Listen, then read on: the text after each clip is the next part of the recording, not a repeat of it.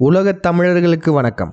இன்றைய நாள் வியாழக்கிழமை மே 1. திருத்தப்பட்ட தேதி வைகாசி 11. திருத்தப்படாத தேதி சித்திரை 18. திதி வளர்பிறை 4. சதுர்த்தி யாமம் 1:24. நட்சத்திரம் திருவாதிரை. காலை 6:19. இன்றைய தகவல்: இந்தியா பாகிஸ்தான் பிரச்சினைக்காக தாயையும் பிள்ளைகளையும் பிரித்த இந்திய ராணுவம், இது சரியா?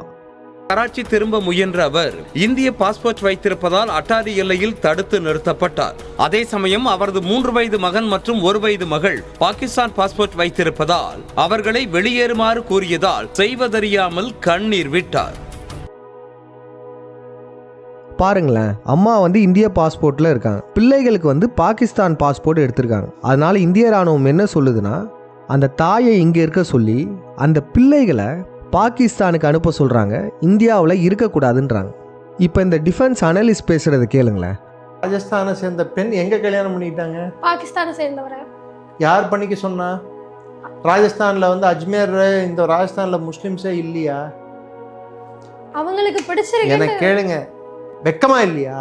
அப்படி உங்களுக்கு பாகிஸ்தான்ல இருக்கும் நபர் தான் உங்களுக்கு கண்ணுக்கு தென்படுகிறார் என்றால் அவரை நீங்கள் கல்யாணம் செய்து கொண்டால், இது மாதிரி பாகிஸ்தான் செய்யும் அட்டூழியங்களால், அரசு எடுக்கும் நடவடிக்கையால் இது மாதிரி சிலர் பாதிக்கப்பட்டால் அது இயல்பு, அது ஒன்றும் பண்ண முடியாது.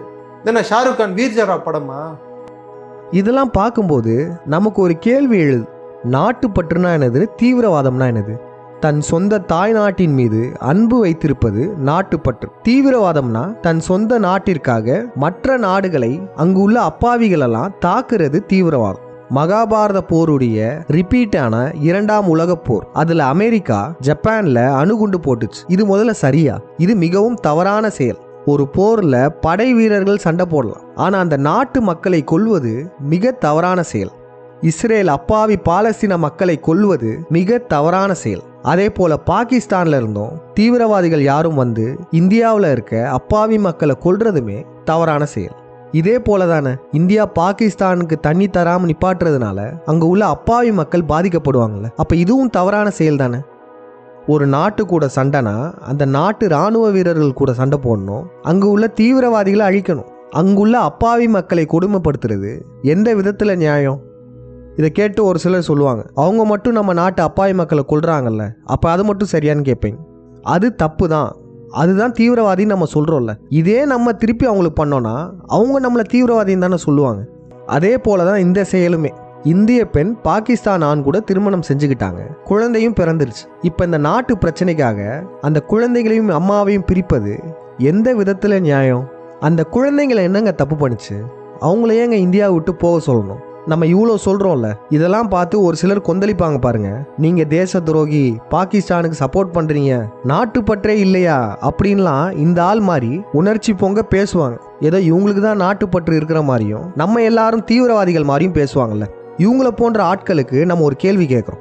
சில மாதங்களுக்கு முன்னாடி அமெரிக்காவில் வாழும் இந்தியர்களெல்லாம் அமெரிக்கா வெளியேற்றுச்சுல.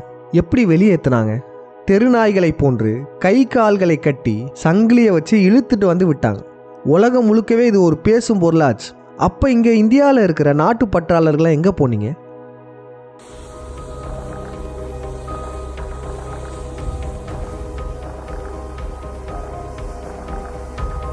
அமெரிக்கா செய்த இந்த இழி செயலுக்கு இந்தியாவின் தக்க பதிலடி என்ன?